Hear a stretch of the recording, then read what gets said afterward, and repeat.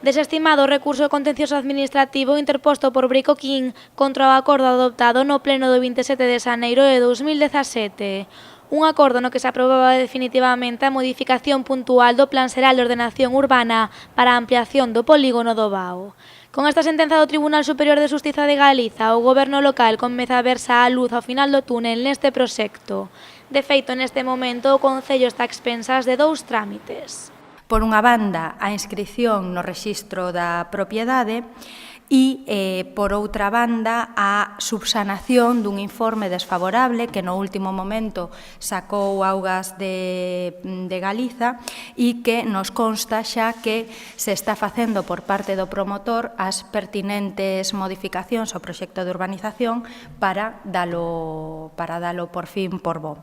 Esta non foi a única boa nova anunciada hoxe en Xunta de Goberno local. O Concello de Pontevedra deu un paso máis cara a implantación do transporte a demanda na cidade, tras a adxudicación do estudo da proposta de explotación deste servizo. Iniciamos este estudo co obxectivo neste mandato de ter todo pensado para poñer en marcha, como digo, algo que nos volvería a situar na vanguarda das cidades. O estudo foi adxudicado por un importe de 76.000 euros, máis outros 37.000 correspondentes a melloras.